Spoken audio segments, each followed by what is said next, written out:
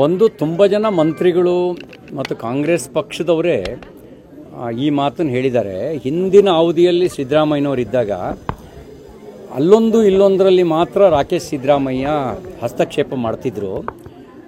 ಆದರೆ ಈಗ ಯತೀಂದ್ರ ಸಿದ್ದರಾಮಯ್ಯನವರು ಎಲ್ಲದರಲ್ಲೂ ಹಸ್ತಕ್ಷೇಪ ಮಾಡ್ತಾರೆ ಅನ್ನೋದನ್ನು ಕಾಂಗ್ರೆಸ್ಸಿಗರೇ ಕೆಲವರು ಹೇಳಿದ್ದಾರೆ. ನಾವು ಇದುವರೆಗೂ ಯಾವುದಕ್ಕೂ ಅವ್ರ ಹತ್ರ ಹೋಗಿಲ್ಲ, ಹಂಗಾಗಿ ನನಗೇನು ಅದರ ಅನುಭವಕ್ಕೆ ಬಂದಿಲ್ಲ. ಆದರೆ ಕಾಂಗ್ರೆಸ್ ವಲಯದಲ್ಲೇ ಈ ಒಂದು ಹಸ್ತಕ್ಷೇಪದ ಬಗ್ಗೆ ಮತ್ತು ಬಹಳ ದೊಡ್ಡ ಪ್ರಮಾಣದಲ್ಲಿ ಅವ್ರ ಕುಟುಂಬ ಈ ಅವಧಿಯಲ್ಲಿ ಹೆಚ್ಚಿನ ಪ್ರಮಾಣದಲ್ಲಿ ಹಸ್ತಕ್ಷೇಪ ಮಾಡ್ತಾರೆ ಅನ್ನೋದು ಕಳೆದ 2 ವರ್ಷದಿಂದಲೂ ಕೇಳಿಬರ್ತಿರ್ತಕ್ಕಂಥ ದೂರು. ಅಂದರೆ ಮಾನ್ಯ ಮುಖ್ಯಮಂತ್ರಿ ಸಿದ್ದರಾಮಯ್ಯನವರು ಸಂದರ್ಭಕ್ಕೆ ತಕ್ಕಂತೆ ಬಣ್ಣ ಬದಲಾಯಿಸ್ತಾ ಬಂದಿದ್ದಾರೆ ಅನ್ನೋದು ಬಂದಿರತಕ್ಕಂಥ ದೂರು. ಹೈಕಮಾಂಡಿಗೆ ತಲುಪಿಸ್ತಾ ಇದ್ದಾರೋ, ಹೈಕಮಾಂಡಿಗೆ ತಲುಪಿಸ್ಬೇಕು ಅಂಥೇಳಿ ಅವ್ರ ಖಜಾನೆ ಭರ್ತಿ ಮಾಡ್ಕೊಳ್ತಿದ್ದಾರೋ ನನಗೆ ಗೊತ್ತಿಲ್ಲ.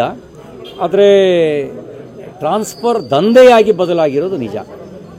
ಟ್ರಾನ್ಸ್ಫರ್ ದಂಧೆಯಾಗಿ ಬದಲಾಗಿದೆ.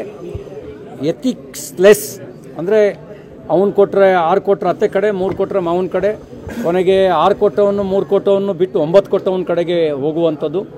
ಮತ್ತು ಕೊಟ್ಟವನು ದುಡ್ಡನ್ನು ವಾಪಸ್ ಕೊಡದೇ ಇರತಕ್ಕಂಥ ಒಂದು ಎಥಿಕ್ಸೇ ಇಲ್ಲದೆ ಇರತಕ್ಕಂಥ ದಂಧೆಯಾಗಿ, ಎಥಿಕ್ಸ್ಲೆಸ್ ದಂಧೆಯಾಗಿ ಈ ಸರ್ಕಾರದ ಅವಧಿಯಲ್ಲಿ ಬದಲಾಗಿರೋದು ಸತ್ಯ. ಕಾಂಗ್ರೆಸ್ಸು ಯಾವಾಗಲೂ ಕಾಳಸಂತೆಕೋರರಿಗೆ, ಭ್ರಷ್ಟಾಚಾರಿಗಳಿಗೆ ಮಣೆ ಹಾಕ್ತಾನೇ ಬಂದಿದೆ. ಕಾಂಗ್ರೆಸ್ಸು 60ರ ದಶಕದಿಂದ ಈ ಒಂದು ಕಾಳಸಂತೆಕೋರರನ್ನು, ಭ್ರಷ್ಟಾಚಾರಿಗಳನ್ನು ಪ್ರೋತ್ಸಾಹಿಸ್ಕೊಂಡು ಬಂತು ವ್ಯವಸ್ಥೆ ಒಳಗೆ. ಹಾಗಾಗಿಯೇ ಕಾಂಗ್ರೆಸ್ ಅಧಿಕಾರದಲ್ಲಿದ್ದಾಗೆಲ್ಲ ಕಾಳಸಂತೆಯ ಪ್ರಮಾಣ ಜಾಸ್ತಿ ಆಗ್ತಿತ್ತು. ಇದು ಕಾಂಗ್ರೆಸ್ನಲ್ಲಿ ಇರುವಂಥ ಒಂದು ಸಿಸ್ಟಮ್. ಇದು ಭ್ರಷ್ಟರು ಅವನು ಯಾವ ಮೂಲದಲ್ಲಿ ಬೇಕಾದ್ರೂ ಹಣ ಮಾಡಿರಲಿ, ಭ್ರಷ್ಟರಿಗೆ ಮಣೆ ಹಾಕುತ್ತೆ, ಬ್ಲ್ಯಾಕ್ ಮಾರ್ಕೆಟ್ನವ್ರಿಗೆ ಮಣೆ ಹಾಕುತ್ತೆ. ಇದು ಈ ಕಾಂಗ್ರೆಸ್ನ ಸಿಸ್ಟಮ್ಮು. ಕಾಂಗ್ರೆಸ್ನಲ್ಲಿ ಮೆರಿಟ್ ಅಂದರೆ ಬಹುತೇಕ ಭಾಗ, ಅಲ್ಲೊಂದು ಇಲ್ಲೊಂದು ಎಕ್ಸೆಪ್ಷನ್ ಇರ್ಬೋದು.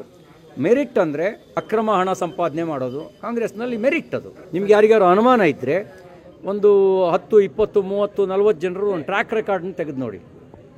ಅವರೆಲ್ಲ ವಾಮ ಮಾರ್ಗದಲ್ಲಿ ದಿಢೀರಂತ ಶ್ರೀಮಂತರಾದವರು ಕಾಂಗ್ರೆಸ್ನಲ್ಲಿ ರಾಜಕೀಯ ಮನ್ನಣೆಯನ್ನು ಪಡೆದು ಅಧಿಕಾರವನ್ನು ಹಿಡ್ಕೊಂಡಿರೋದು ನಿಮಗೆ ಗೊತ್ತಾಗುತ್ತೆ.